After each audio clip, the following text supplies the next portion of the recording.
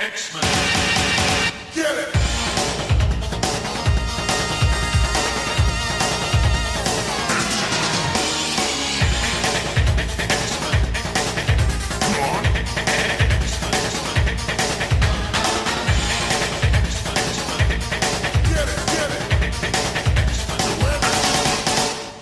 Hey everyone, and welcome to another exciting episode of Battle of the Atom. This is your weekly X-Men podcast where we rank every story from A to Z. I'm Adam. And I'm Zach. Hi, Adam. Hey, this is going to be an interesting one. We haven't done really a fill-in-the-blanks episode before, have we? Well, I mean, I'm sure we have, but there's a problem with this episode, and that is that you and I are going to have to duel for supremacy and to figure out who the true leader of this podcast is. It had been like a joint, we were both like co-equals, and now one of us has to become the best. And it's going to be tough, I believe. Well, I feel like I'm at a little bit of a disadvantage because I've lost my powers recently. And so, look, here's what we're going to do. First person to knock over the other one first wins. Okay, that's fine. That's fine. We can do that. I'll just make sure I adjust my laser beams and get into a fight with my wife first. Oh, man. Yeah, we're talking about the the issues from 201 to 210 that we haven't talked about, right? Yeah, more or less. We are doing a bunch of stories from 1986. Between the Asgard saga, or the Asgardian Wars, and the Mutant Massacre. This is like the midpoint of Claremont. Yeah. Because everything pivots right after this. This is the Ghosts trade. So for people who bought that in trade paperback, these are those stories. So we've covered a couple of things in this range before, like Wounded Wolf. I think we did the Nightcrawler story, right? We have not done the Nightcrawler story. Oh, we haven't done that. That will now be the only thing between 200 and, I don't know, whatever's after the Mutant Massacre that we haven't covered. Because the first story that we're going to talk about today is Uncanny X-Men 201, The Duel. And do you know why we're talking about these stories? I assume it's because we have a request. It is. It's because Patreon supporter Robert went on over to patreon.com/comicsxf. He reached deep into his heart and his pocketbook, and he threw a couple of coins in our coffers, and all of that money goes towards Comics XF as a website, supporting our writers, podcasters, editors, tech support gurus, everything you need to run a social media empire. That's what this funds. We actually just right before we've recorded this, I ran the numbers, and we're having our largest month ever since we brought in advertising. But we want to do more. We want to help out people. And if you want to be like Robert, you can go over to patreon.com/comicsxf and help us out. Worst case, you get to go at the $5 a month level and then get a story on this list that we get to rank, just like we're about to do right now with Duel. Yeah. And I gotta say, I think the takeaway from this, when you look at the cover, this is an iconic cover of Cyclops blasting a wall and Storm jumping off of it with like a stick in her hand. You're expecting this to be kind of action-packed, but my biggest takeaway from this issue is that, man, Cyclops, you're a jerk. You're a deadbeat dad. Okay, so let's set the table here. Well, let's say who the issue's by, because this is Chris Claremont. Rick Leonardi, not JRJR, who's going to be doing the other issues. And we actually have Whilce Portacio doing inks, which is kind of an interesting touch. Good for Whilce. Early Whilce. Yeah, this is right after Asgardian War, which right before that annual in issue 200, which we covered recently in our trial. The trial that determined that we could continue doing this podcast. You remember that, Adam, right? I do remember that. It was a lot of fun. Recently. Madeline Pryor Summers, had her baby. She went into labor while Cyclops was gallivanting in France. Right. So basically, like, used an arc. Who are the lightning bolts? Archon? What is that guy's name? Acheron's lightning bolts. Uses an Acheron lightning bolt. Basically just disappears knowing she's due. And the baby is born somewhere while he's either in Asgard or after he comes back into Paris. And even though Well, the baby is born on the kitchen floor of the Xavier Institute, which, listen, my wife and I had a home birth at one point with our most recent child. And that had, like, midwives involved and a lot of preparation and forethought and all this stuff into it. Yeah. That's the good Madeline way to do Pryor did just have a baby on the kitchen floor, and that seems like a horrifying situation. Well, and we also learn, based on a conversation she has with Storm, that multiple members of the X-Men did take time out of the France adventure to call and check in on her, and Cyclops did not. He's way too preoccupied with the fact that Charles Xavier has gone to space to save his life. So he's hanging out with the Starjammers and his lovely girlfriend, Lilandra. Yeah, Cyclops is in a bad headspace, and this is intentional, because Claremont is writing Cyclops' exit from the book. Mm-hmm. In his mind, Cyclops is done after this. Yeah. He is done being a superhero. Like, this is the statement of I have to put all this behind me because I am letting this get in the way of my new family, and I have to be in that life. And because Scott Summers is very stubborn, he has to get his butt kicked before he learns that lesson, is the thing. Yeah, so we get this great Danger Room sequence where they duel. Scott's very confident, thinking that he's going to take Storm down, thinking, oh, she's lost her powers. This is going to be a cinch. And she's not easy to take down and sneaks around. The thing is that Storm wipes the floor with him because easily. Storm's very good at duels. Yeah. You remember how Ten of Swords doesn't actually have a huge number of sword fights, but then Storm does get a sword fight where she fights death and absolutely destroys him. Yes. And it rules. Yes. Yeah. I love Storm so much.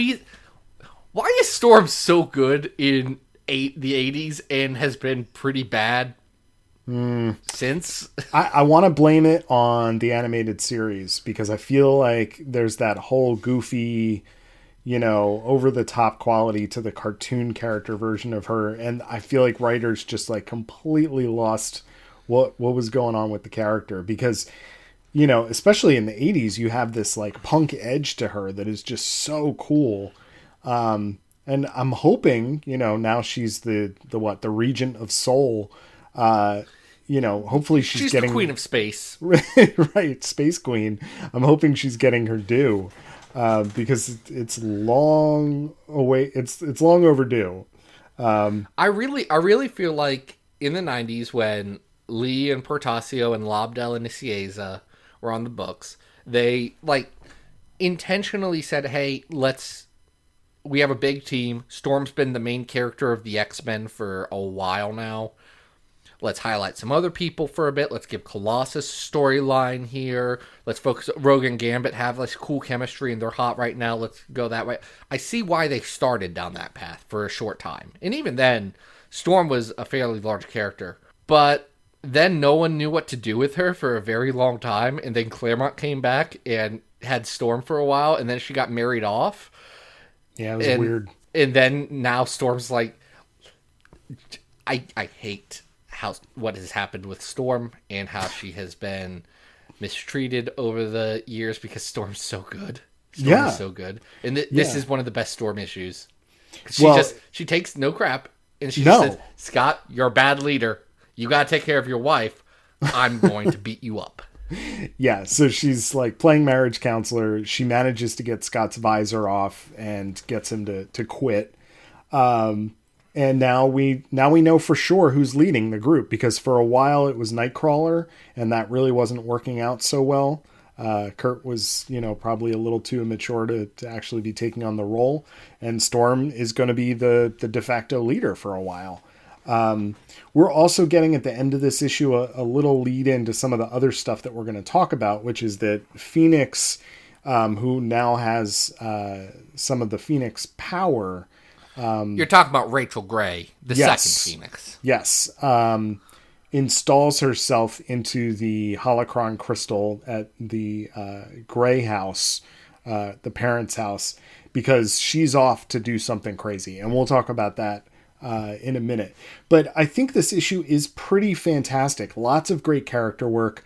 I just think the character work here is fantastic. Like, I was tweeting about Scott being a deadbeat dad, and some people were getting back to me like, no, he's had all this stuff happen to him. And I'm like, I feel like people forget that it is purposeful that Scott is being a deadbeat here.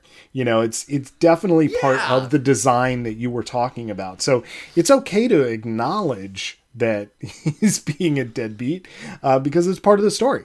Also, one really cool thing about this issue that I think people forget because the duel is so iconic, is that there's just a lot of great beats for other characters in this. You got the stuff with Rachel.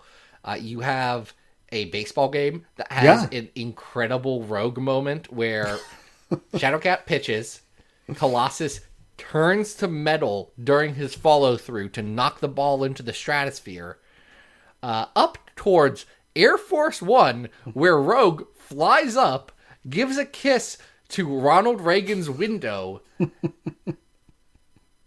and Lanson's like, "You're out."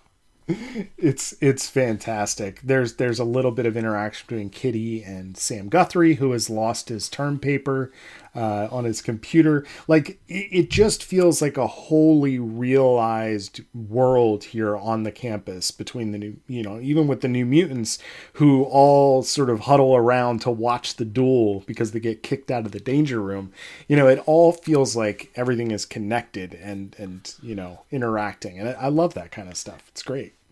I think it works as an answer to the question at the end of 200 of what does it mean for Magneto to take Xavier's place? Because what it means really ends up not being I am going to run the X-Men now. No. It's I'm going to be the steward for the next generation. In this issue, the next issue afterwards is very, very firm and convincing, saying, no, Nightcrawler does not run the X-Men. No, Magneto is not running the X-Men. No, Cyclops is not running the X-Men. The X-Men are Storm's team. Right. And she is in charge now. And Magneto can babysit the kids while they don't ever follow the rules and always sneak out. Can you imagine the online discourse that would go on nowadays with this entire storyline? Just to start with, hey, they depowered Storm. Right. Yeah. Well, and I think that, what Claremont wanted to do, at least theoretically, with the idea of rotating the cast and, having some of the heroes, quote unquote, retire and maybe appear periodically here and there. It was out of sync with obviously what the publisher wanted, because you have these familiar characters as part of the property and, you want those stories to continue with them. So I think if some of these things had happened now, like the stories we're talking about today, I think people would be like, what in the world is going on? Just because of the dynamic shifts. I screwed up something on my timeline. Okay. X Factor Volume 1 comes out the next month. Really? It's that quick? February 86, which means part of this may be Claremont writing Scott out of spite. Well, listen, Claremont still complains about this to the day. Oh, yeah. I can't imagine that part of it is not being like, fine, you want Scott to leave his wife and kids? I'm going to make sure Scott leaves his wife and kids, and you do not like Scott. Like, screw you, Bob Layton and Jackson Geist. I'm going to make your lives hard. Well, and we all know how I can see Papa Claremont doing that. Yeah, we all know how that begins with X Factor and him leaving. So, yeah, I think it all ties together. And who knows? Maybe it is CC being, a little jerk about about X Factor, because you're right. I don't think he was ever on board with that. All right, let's rank this. He is not on board with it. Well, he will tell you at every opportunity how not on board he is with this. That's his whole thing. It's like what he's not on board with. It's like one of the 3 stories that he tells at conventions. Yeah. Yep. All right, let's rank this. So yeah, you talked about ranking, and we rank all the X-Men stories on our big old list. In fact, Adam, we have 573 stories. 537, excuse me. 537 stories. Wow. On this list. Number 1 is the House of X, The Powers of 10. Don't at me. It's the best. 100 is X-Force, Volume 3, number 1 through 6, Angels and Demons. Number 200 on this list is Power Pack 20. I forget which one of Power Pack that is. It's a good one, though. Number 300 on this list is the first 4 issues of Marvel Fanfare, where they go to the Savage Land. Number 400 on this list is the London Hellfire Club arc of Excalibur. 500 is X-Men Forever, the Fabian Nicieza one. And 537 is the Draco. Nice. Not nice. That one's terrible, but that's a lot of stories. That one's pretty bad. This one, okay, I'm pretty good. So where are you looking on the list? First thing that popped up in my eyes, 120 or 112 is Uncanny 244 Ladies Night. Okay. Yeah, I think a single issue character thing. This is better. I think that this is better than Ladies Night. Oh, yeah. I'm actually looking a lot higher on the list. Because that's fun. Yeah. Like I'm actually going up into the 50s here. I feel like number 50 is Marvel's number 2. 51 is Uncanny X-Men and the New Teen Titans. I do like this better than Uncanny X-Men and the New Teen Titans. Yeah. I know where my ceiling is. I want to hear your thoughts. I think I just saw you highlight New Mutants Inferno, and that's probably... I was just clicking around, but sure. Well, okay. I think that's probably... Because, like, at 36, we have Trial of Magneto. Right? And I think that's better than Trial of Magneto's probably better than this, yeah. Right? It's got that good speech. Yeah, so I'm working my way down from there, and as we go, right below Inferno New Mutants is Cable 155 to 159. I think this is better than that. Adam, I don't mean to continually bring this up, but I'm looking at a page from that. That doesn't where make Cable it better. Does hug Hope. No, but it makes it more important to me. Okay. I do think that arc is better than this. Really? Okay. Right? I do. But I think you're in the exact right spot. Because I do think this is better than at 49 is New Mutants 127, which is the good Zorn issue. Which now that I say that, I also have art right next to me of an homage to that friend of the show, Karen Charm, did of Glob Herman, but he's looking at a grilled cheese sandwich instead of a hamburger. I don't know why. I wanted that to happen. I think this is better than the Chamber Icons series. Yep, I agree. I think this is probably right. Like I'm in between Cable and that Chamber are all new X-Men 1 through 5, yesterday's X-Men, which rules, and X-Men Legacy 19 to 24. For We Are Many, the end of Cy Spurrier's Legacy run, which I think is very good, but also not the best part of Spurrier's run. Yeah. I mean, obviously, the artwork on All New X-Men is pretty solid. We do have Leonardi here, who I love Leonardi's stuff. I think it's really good. I think that this is a really iconic issue. So I think I would put it... I personally would put it in between Inferno New Mutants and that Cable arc. But if you want to put Cable above it, I would say this is better than All New X-Men 1 to 5. See, because I would put it between All New X-Men 1 to 5 and X-Men Legacy. X-Men so Legacy. I think what you have just said is the exact compromise between our two positions. Yeah. All right, so this is going to be our new 46.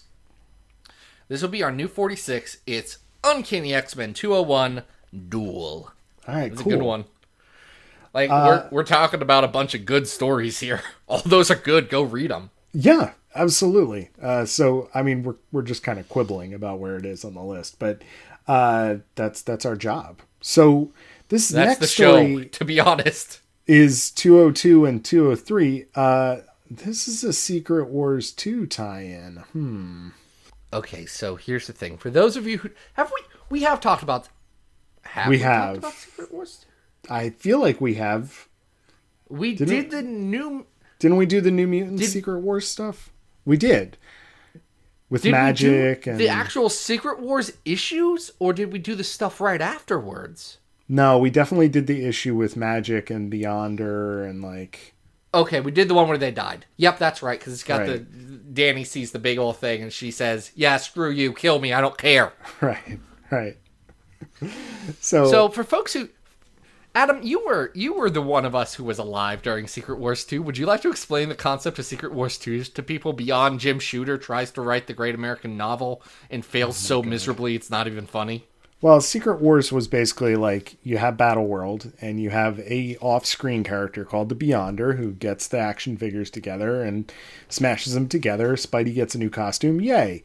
But Secret Wars 2 is Jim Shooter really trying to, like, I guess, take over everything, and decides that the Beyonder is basically like this leisure suit wearing, like, Jerry Curl white dude who doesn't really understand humans or humanity or reality because he's a Beyonder. So he's not only going to, be in Secret Wars 2 miniseries, but he's going to appear in like every single book for 2 months. And it's so annoying. Because every single Marvel character has to have these stupid interactions with this very dumb character. At least in this one, the plotline centers around Rachel trying to kill him, which I kind of appreciate. Like, there is a certain amount of irony there. So I don't know if that was like Claremont trying to like say something about the character or what, but that's essentially what we do in this first issue. And then we get another shot at it in the second issue. Do you know the retcons about the Beyonder? You mean the ones that happened before Secret Wars, John Hickman's? Well, that and even before that. Well, the Hickman retcon was that the Beyonders are an entire like race, and that the Beyonder that came in Secret Wars 2 was like a baby. That like he's just a really stupid baby, which is the funniest thing in the world.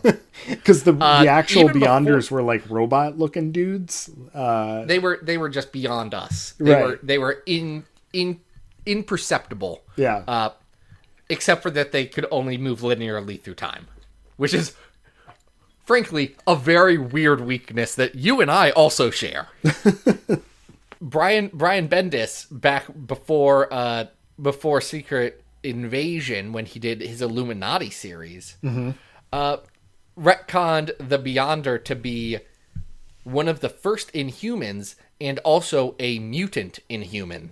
Oh, Jesus. I didn't know that. And no one brought that up ever again. That's because it's dumb. It was Bendis, you did a bad one on that one, buddy. Oh, man. But the problem about the Beyonder is he sucks, and I hate him so much.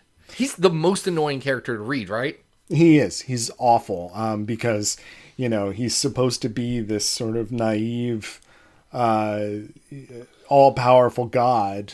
And I think, Shooter's intention was this was going to, like, be this amazing statement about the world. And it just turns out to just, I don't know, like, the character just strikes you as smarmy and very creating conflicts where there absolutely don't need there to be any. So for example, here the Phoenix has decided that the Beyonder is such a threat that she's going to use her Phoenix powers to go and kill him.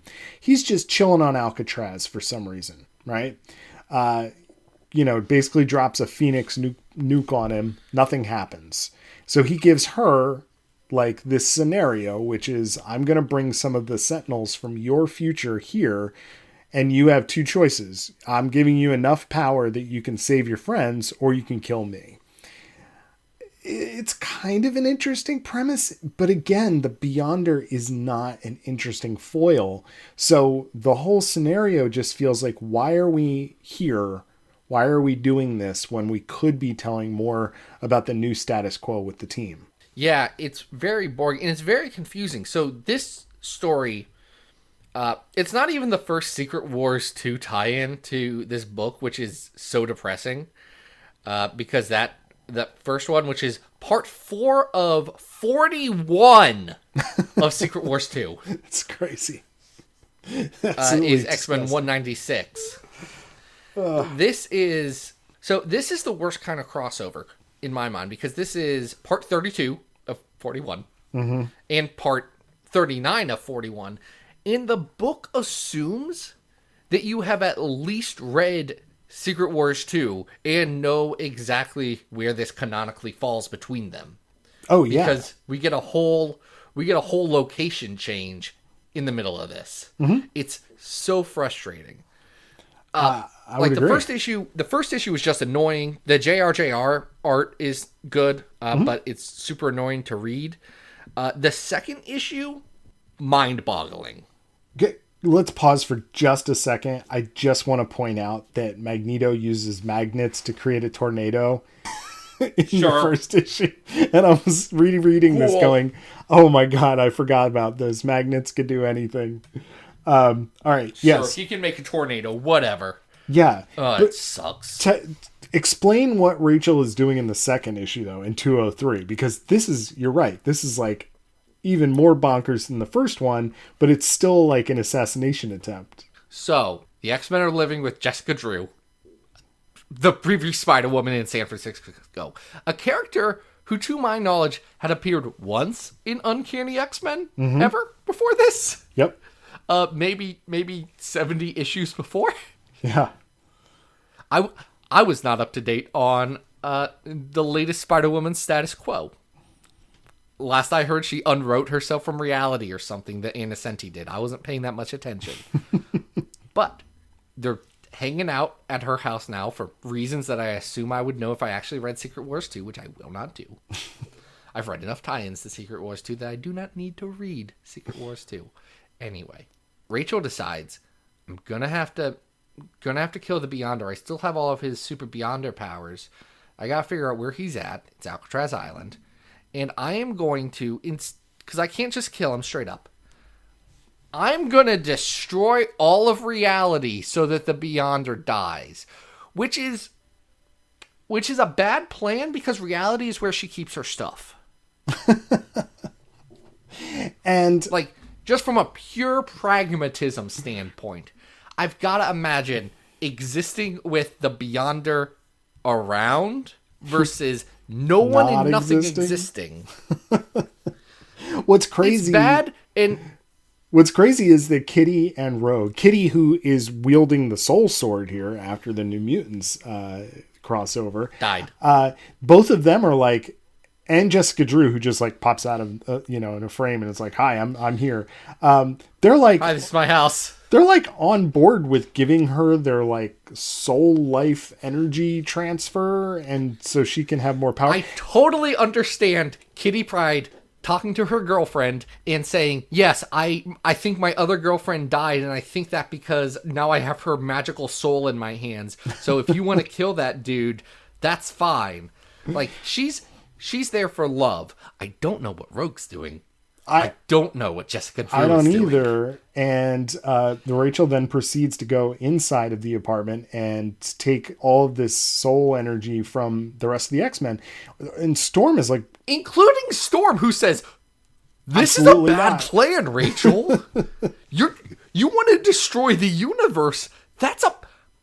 Rachel, no! We don't do that." Yes. Similarly disenchanted with this is there's a cameo of the Watcher in 201, and the Watcher pops up again, And the way that John Romita Jr. draws him, he just looks like a normal dude, just like chilling on the John moon. Romita Jr. forgot that the Watcher has a big head. It's so That's funny. the thing. The Watcher's supposed to look silly. That's his... If he doesn't, then he's a weird dude. He's a weird dude watching you pee. Yeah. If he's got a big head, he's just whimsical. So But Rachel goes and tries to destroy the universe. And we get some really trippy kind of cosmic-y pages that are actually incredibly reminiscent. I say reminiscent, but probably pulled from, actually. Or referenced by what Assad Ribic does at the end of Jonathan Hickman's Secret Wars. With the checkerboard pattern pages between Reed and Doom and Black Panther and Doom. It's that exact same... it's really cool. kind of thing with Rachel and the Beyonder. That works. Those two, like, back-to-back double-page spreads, that's Claremont saying, I'm going to do a weird Jim Starlin riff right now, and I think Romita can pull it off. Yeah. The only thing is that, like, I guess she kind of defeats the Beyonder because he learns about, like, human compassion or, like, the value of life somehow, because Rachel, in trying to destroy all of the world, taps into, like, everybody's minds in the entire galaxy and realizes this is a bad idea, but then kind of, I don't even know how to describe it. Like, I guess teaches We're explaining it poorly. We're explaining it poorly because Chris Claremont, frankly, wrote it poorly. He had the deck stacked against him. I'm not disagreeing on that one. But this one's rough. I'm going to, just so everyone understands what happened, because I don't, I'm just going to read verbatim from the Marvel Wikia here. Okay. With this, the Beyonder, overwhelmed by the existence of every living creature on the planet, buckles over in pain and finally understands what it means to exist. Which, okay, cool, you understood that all life is suffering. Great job, Beyonder. With this, the X-Men point out that every living creature struggles to make the best of their lives due to the threat of their ultimate mortality, that they would eventually die. This gives the Beyonder much to ponder over, and he decides to leave the X-Men to think about it. It's so unnecessary, and They beat him. Do you know what the Beyonder realized when he got beaten? what did he realize? Everything dies. Hickman, you son of a gun! You did it again. Well, I don't think that was necessarily a reference to this, but I think the serendipity is too good. yeah, I mean, it's just unnecessary. Like, this villain is very dumb. It feels like he's intruding on the book. Why do we need two versions of the same story back to back? I feel like what Claremont is trying to do with this story is to expand Rachel by, Rachel having to come to terms with the fact that she has potentially godlike powers. So I think what he wants to do is, make it a character building moment for her to realize, like, hey, because we're going to talk about another story in which Rachel is, like, overreaching with what she's supposed to be doing, or what consequences are and things like that. And I feel like this is supposed to be the building block that gets there. But unfortunately, because it's tied in with this villain and this stupid crossover, which I think is, like, primarily known jokingly now as the crossover where Spider-Man teaches this guy how to poop, it's not interesting. Here's the thing with that anecdote. That's said jokingly, even though that's 100% literally what happens. Mm-hmm.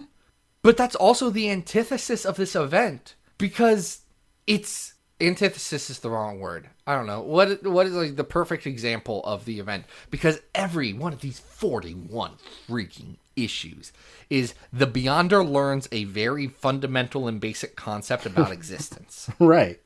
Yeah. And in a lot of cases, it's like the same lesson. And it's just value human life, maybe. Yeah. Yeah. So, I like it sucks. I hate it. I hate like what the it does John to Romita. Rachel. I hate it. I like the John Romita art, John Romita Jr. art, but other than that, I don't know that there's a lot to recommend. It's just not enjoyable. Adam, this is my least favorite like year of X-Men. Oh. I'm not gonna lie. Like, I always thought that when I was doing my big Claremont read, that, you know, the pilgrimage that everyone must do where they read 17 years worth of one man's comics. Right.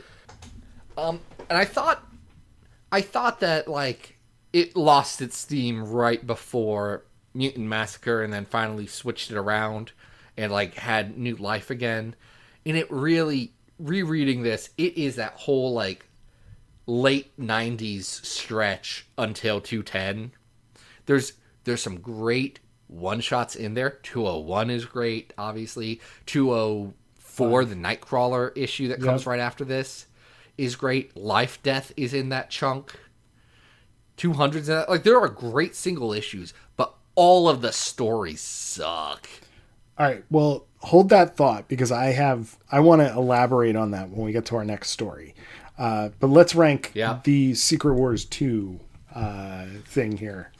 Okay, what's the lowest Claremont Uncanny that we have? Well, 368 is Old Soldiers. No.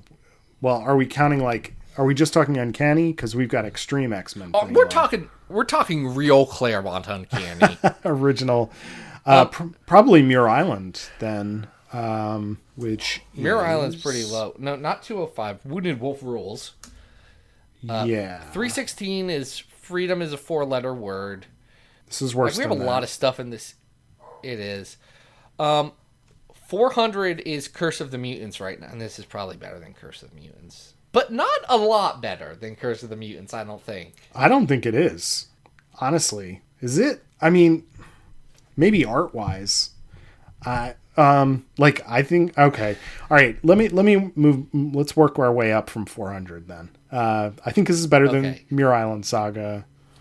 Okay. That is at 399. I think it's better than the 5 Lights. 398. Okay. I think that's fair.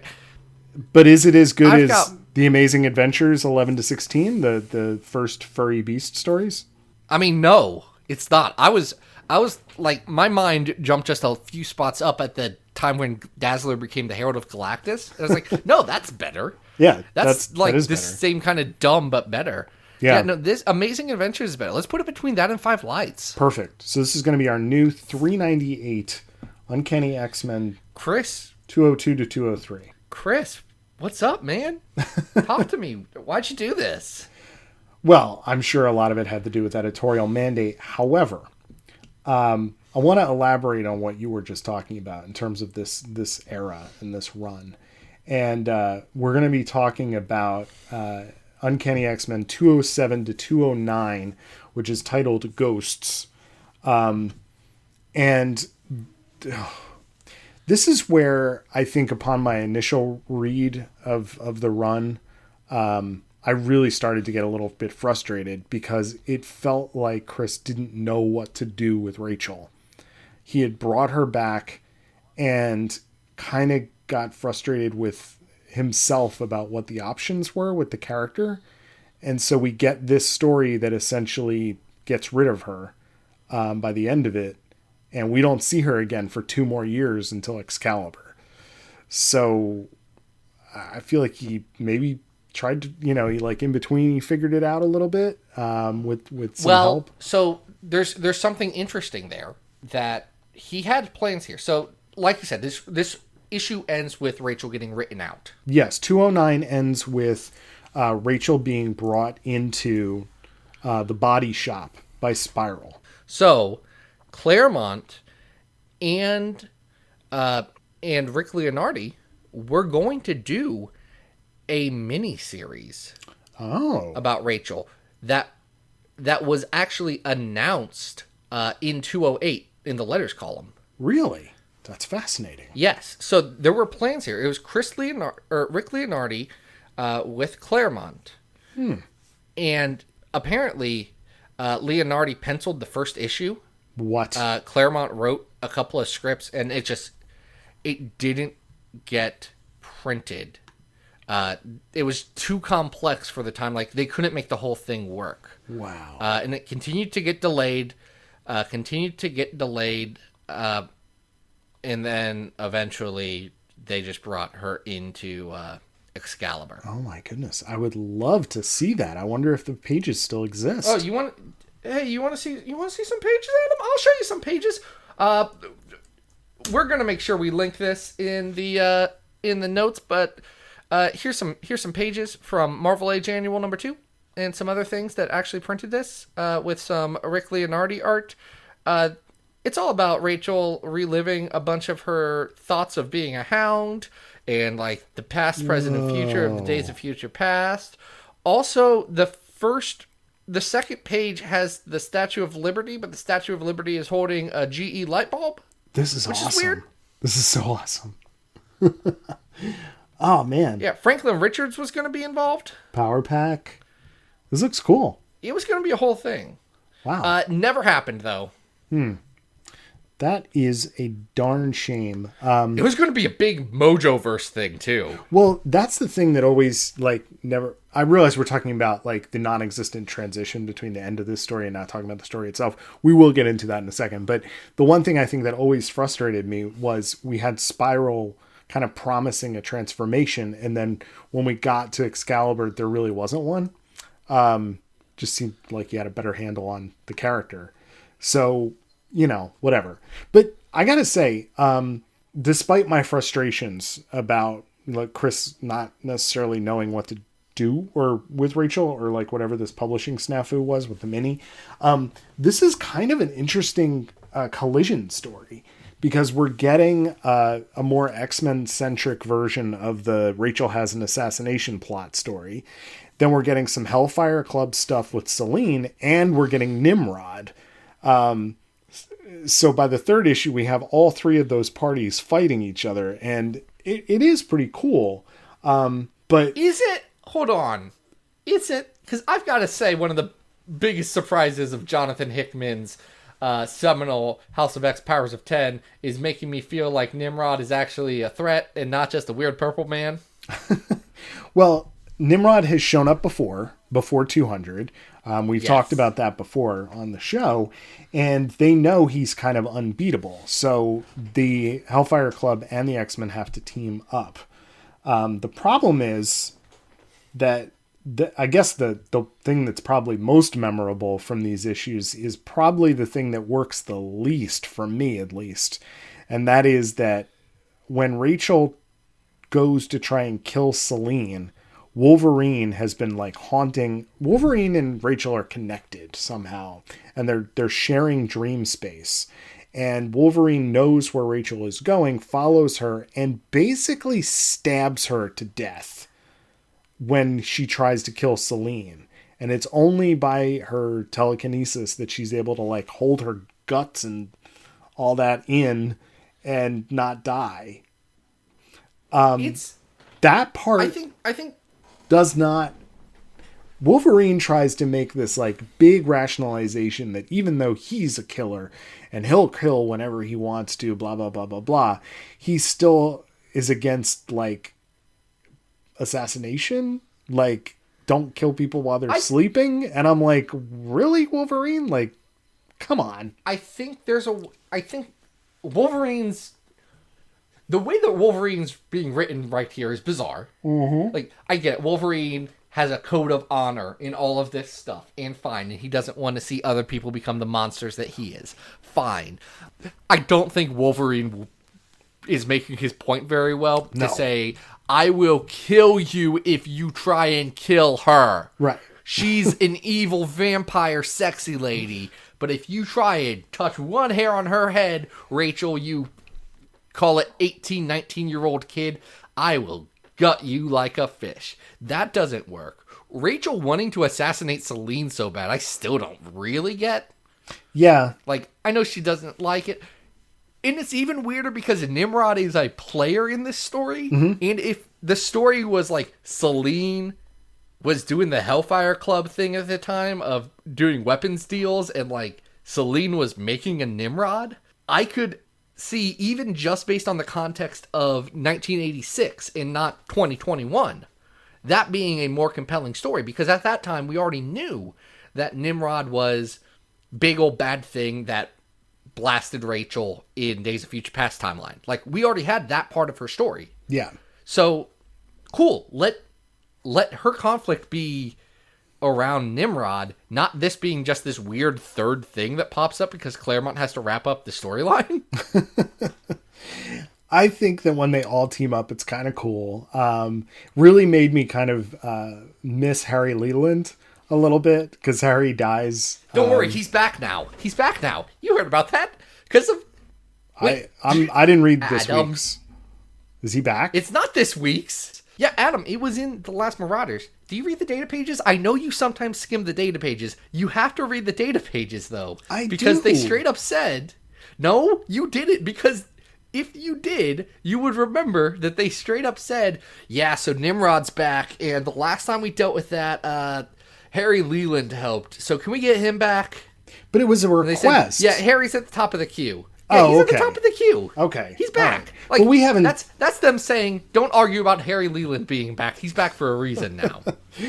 Anyway, Harry has a heart attack here, basically holding Nimrod down so that Colossus could beat the crap out of him. An absolutely buck wild plot. It's great. Who amongst us is upset about the deaths of Harry Leland and Frederick von Rome? Mr. Werewolf, Mr. Lycanthropy there. Yeah, I did not realize he was a werewolf until I read it on the Marvel Wikia. As we are talking, he's had 9 appearances. Adam, I guess he's basically just a dude. He's had 6. One of them was in a gamer's handbook to the Marvel Universe. Oh, that's nice. Yeah, okay. He has 3 handbook appearances, these 3 stories, and then like 3 other random issues. Whatever. It's fine. So to your point about like the series kind of losing the thread somewhere around this era, I get that. I remember reading this and going, okay, we've been at the mansion. We've been in San Francisco. Now we're living with the Morlocks. Who are we fighting? Are we, and like normally Claremont seeds all these things and these threads are going through, but it's also an era where we're getting these one-shot issues of the Nightcrawler story, the Wounded Wolf story, and it just becomes a little bit scrambled. And I do wonder, like, what exactly was the point of doing all of this stuff with Rachel? Because Rachel becomes a much more interesting character in Excalibur, but here she's just sort of like a raging fireball and spends most of the issue laying on the ground bleeding to death. So it's not She does become a more interesting character in Excalibur, but I also feel like she kind of just transitions back into the character she was before all of this. Like, none of this seems like it matters all that much. Yeah. No, I'm with you. And that's why the Body Shop ending, it always disappointed me that something, radical never came out of that. Because, it's happening as the Nimrod fight is drawing to a close. So it is a good couple of pages that Rachel is like going through this sort of psychedelic space with Spiral. And, at first you're not really sure who it is. And then by the end, you see that Spiral has 6 arms. She announces herself as Spiral and you're like, oh, okay, there's going to be some cool Mojoverse stuff here. And that never happens. So would this have been only the, like, okay, this wouldn't have been the second appearance of at the time. This would have been right around those annuals that bring Betsy and onto the team. Probably. Like those Mojo, like, because this would have gone from, like, so you would have gone from, okay, I read this long shot thing, had really cool art. I like that guy, whatever. I wonder what Art Adams is. Oh, he's doing more X-Men stuff. That's fun. And then you get this tease, and then, like, 2 annuals that are Mojo adjacent at the same time. And then never really happens. So yeah, it feels a little scrambled. I don't know. There's still something enjoyable about this in terms of like just all of the characters that are there. We've got our Morlocks. We've got our Hellfire Club. It's not as bad as the last story. No, by no means. John Romita Jr. has some extra help with P. Craig Russell on the issue 209, so it's a little more sketchy. But I enjoyed this. It's not. I don't think it's like that great, but I also don't think it's that terrible. So I don't think it's as bad as the last story, which we had at 398, but it's also not that great either. I'm looking at 346, which is Bishop's Crossing. Yeah. The start of the Wills Potasio era. 281 to 283 is better than this. I would agree. I would absolutely agree. Yep, I see you've highlighted Death of X at 357. I think that's better than this. I think Death of X is a better story than this, yeah. Yeah. I probably like it better than... Oh, okay. Apocalypse War? Yeah. You have Apocalypse War...